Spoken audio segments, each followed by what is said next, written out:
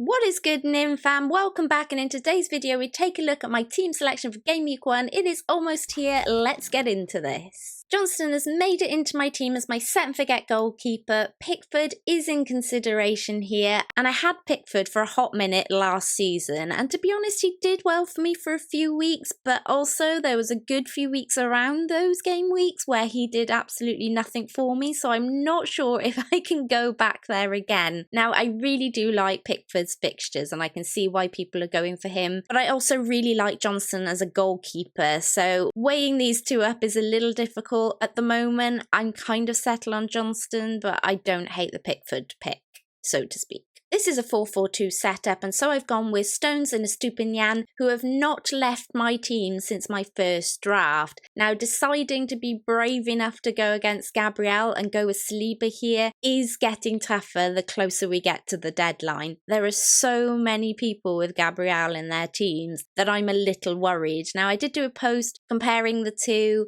Yes, absolutely, Gabriel's XG is far higher than SALAH's. However, even with that higher XG, he only got 1 goal more last season, so this is a kind of head over heart here. My head feels like I should go for Gabriel and go proper shield pick. However, my heart is saying go for SALAH and have a little bit of fun with it. Because this is 4 at the back, I'm adding the welcome addition of Chilwell, which is always nice. In midfield, I have gone for Salah. This is because I like the captaincy option for Game Week 2. Now, Haaland, yes, of course, is the set and forget captaincy option most game weeks. However, I do really like that fixture for Salah in Game Week 2. And to be honest, having an extra premium to choose between is always good, because should, Haaland start getting rotated, we all know what Pep Roulette is like because of maybe Champions League or other competitions, then it's always nice to have another premium option. The other thing I really like about Salah is that he can be downgraded to absolutely any other midfielder in the game. So when we know a little bit more about which Liverpool midfielder is nailed or whether we really want Bruno in our teams, Salah can easily become one of those players. However, it's much more difficult to get Salah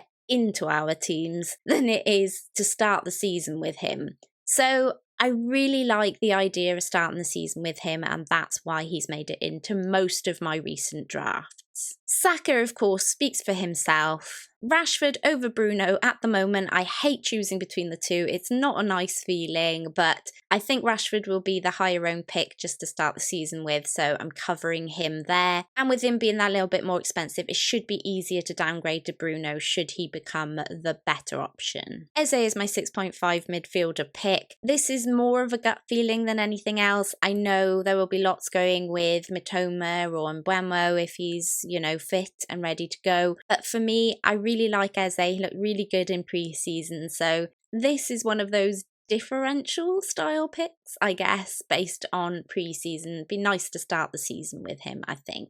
Up front, Haaland is the usual template pick. You have to have him in your team, and I've paired him with Pedro as my second forward. Now, this doesn't fill me with a lot of confidence, just based on the rotation that's in that Brighton side. But I've been reassured by some really trustworthy Brighton fans that Pedro should start most games, and at that price and with Brighton's fixtures, you kind of have to consider him as an option. We just have to be a little aware that he could be subbed early based on the depth of that Brighton side. This team has 1.5 million in the bank, and that could be used to upgrade Johnston to Onana, or with the news coming out today that Kane looks as if he should be leaving, maybe Eze could be Richarlison. I also haven't ruled out Martinelli for the start of the season. So this team is, of course, subject to change, and to be honest, this bench isn't particularly strong. Last season, I watched as many with a flexible 5-man midfield outscored me a lot of weeks. So I have taken my idea in this draft and made a formation of 3-5-2, which houses most of the same players and makes me a little happier. John Stones still in goal based on what we talked about earlier in the video. Stones, SALAH and Estupiñán all still the same. Stones versus Chilwell is a dilemma with moving to 3 at the back though, and could come down to the wire. This is a tough choice. The one thing about going to 3 at the back here is that really trying to make that decision between Chilwell or Stones is quite difficult. So yeah, if you have any ideas on that, leave me a comment below. Before moving on to the midfield, this feels like a good time to mention the sponsors of this video, fantasyfootballfix.com, where you can track the world's best FPL managers live with push notifications the second any of them make a transfer. You'll want this for the start of the season, so make sure you go and check it out. The link is in the pinned comments below. So moving on to the midfield, and I get a bit more flexibility with this 5-man midfield, which I like. Eze and Mbeumo can be, say, Richarlison and Matoma, for instance, and this has 0.5 in the bank to play with, so that's really helpful. Up front, my forwards are the same, but I have been able to put 0.5 into the bench with a 4.5 million defender. I'm pretty set on Salah in my team. It's been tough to fit him and Watkins in, and it's that only wobble between wanting Watkins that's making me even consider going without Salah. But I do really like Ollie as an option. But as I said earlier, with the flexibility of Salah captaincy in Game Week 2, Salah has actually never blanked in an opening game for Liverpool at the start of the season ever. So with that, I think Salah wins out. So now I'm just kind of basically choosing between my formations.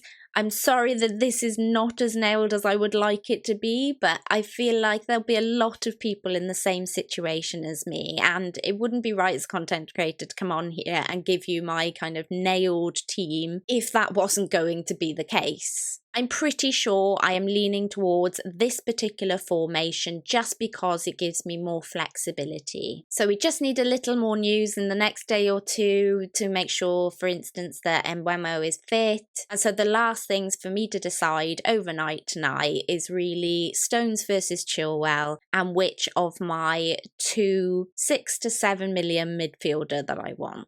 If this has helped you and you've enjoyed the video, then please do like and subscribe. I am on the road to 10k, so please help me with every step of that and get involved with the Nim fam. Hopefully there's lots more to come on the channel this season. Until next time, Nim free out.